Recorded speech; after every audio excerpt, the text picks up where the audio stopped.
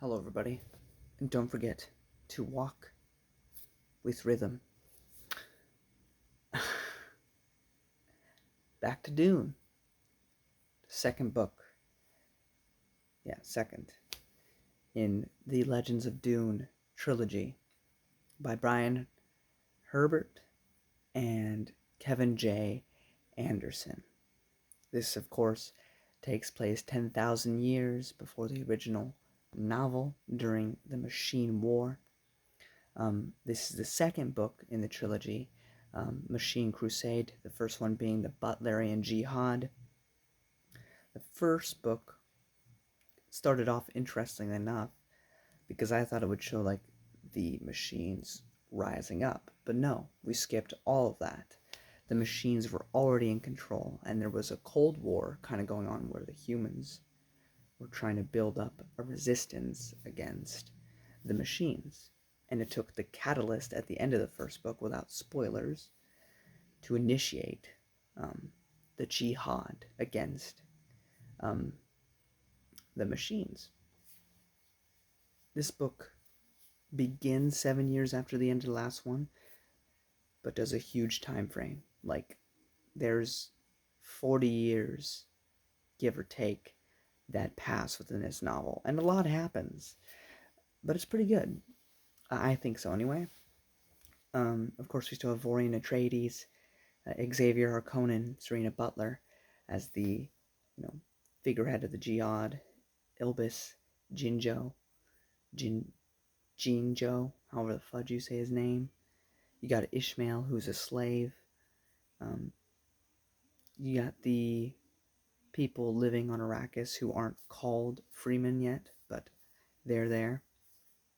We have Norma Senva, who is the person who will be, in large part, the true person behind the Holtzman effect and the ships and the Navigators Guild that we see in the original novel. So there's a lot of moving pieces here. There's a lot of characters that we follow, a lot going on.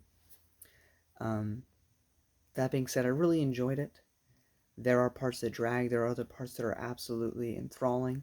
But yeah, again, this is Frank Herbert really excelled in like philosophical stuff and politics. This book is not as much about that. I mean, it's in there, and they do have some philosophical concepts brought up, mostly with Erasmus, but overall, the story that they're trying to tell is pretty interesting and a lot of fun to witness. But there's so many moving pieces in it too. Everything in here, I think, is important to the overarching narrative, but some of the issue is it does feel kind of bloated because there's so much going on. I mean, it's pretty easy to tell where you're at, but there's just so many characters to like follow and stuff, and it can be a bit much at times. But I think in the end, you spend so much time in this book that you actually feel like so much time. I mean, you don't feel like 40 decades has passed, but it's like you have spent time with these people. Plus the first book, you've spent time with these people. So I appreciate that. And the ending, again, 40 years pass in this book. The machines still aren't defeated. And humans have a short attention span. At that point, they're kind of like, maybe we should just give up and go back to the machines. Maybe it'd be easier than watching everybody die. And takes another catalyst, this time maybe premeditated, to initiate another spark in a religious jihad. But I won't get into spoilers with that. Some of the standouts, I think, are Norma. I think Norma is an excellent female character. I think she's really interesting, and I really enjoy everything with her. Xavier Harkonnen is really good character as well, along with Vorian Atreides. But the absolute Agamon, the father of Vorian, is also fun, but the absolute scene stealer in every single part of this book, and the last book, and probably the next book, It's Erasmus. Erasmus is the most interesting character in this entire book. I love Erasmus. He's so complex and yet simple in his evilness. It's very peculiar. Another peculiar thing is how ominous is like the big bad, like the main robot threat, and yet literally everybody hates him. The humans hate him. Erasmus doesn't really hate him, but Ominous constantly threatens to, like, maybe you need a mind wipe, like in Star Wars, and you need to be rebooted, and then you'll be all fixed up. But if he's rebooted, he'll be set to baseline status, and all that personality that he has will disappear. And he sees that as the equivalent of death. So obviously something has to happen with Ominous, because he doesn't want that looming over his head forever. And then there's the Titans, because you have normal robots, and then you have the Titans, which are humans that willfully have their brains transferred into a robot body, right? So they're still humans. But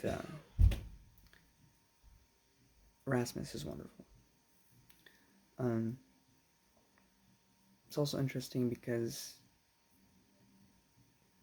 you would think humanity has this huge threat that they must face, so they'd all band together. And yet, humans still have slaves, after having been slaves to the robots. Guess humanity does kind of suck. But yeah, if you enjoyed the first novel, you're going to enjoy this one. Is it the same as Frank's work? No. But neither were they trying to be. They went back so far that they could kind of do their own thing. Some people like to complain because the source book that Herbert made implied some things about this era, as if that can't be, like, retconned or rectified. But I don't know. It didn't seem like that big of a deal to me. It is far enough removed to where there are familiar elements. You'll notice, like, oh, that's leading to something, but it's still a long ways down the line, and then, But the conflict is interesting. I'm personally enjoying it, I don't need a philosophy lesson every 2 seconds, which is what a lot of the later Dune books I hear kind of become like. Like, God Emperor of Doom might as well just be Traitor from New Jedi Order, except with no plot and just Leto talking for 500 pages about stuff. Okay. I'll probably love the crap out of that, but that's definitely not for everyone. But if you want, a decent plot, a lot of fun characters, and just more time in the Dune universe, then I do think this is worth your time. Give it a chance. I know the Dune fans can be particularly oddly, considering the books are so anti. They're very religious over these books and refuse to accept anything different, which seems like they're kind of missing the point of the books. I don't know, but that's just me. And lastly, I really enjoy the relationship between Xavier and Vorian, because we know where their families lead. So it's interesting to see friendship here. There's a lot more I can get into, but it's kind of late, and I don't know. This is a book that I feel like I should probably read again with somebody else, and then just kind of like talk about it with them. But I do think it's worth your time, and I do think it's a worthy addition to the Dune universe. Anyway, guys, I don't know what next time will be for you on YouTube, but next time that I review Dune, it will be the conclusion of this Legends of Dune trilogy with the Battle of Corran. Till then, guys, keep that rhythm.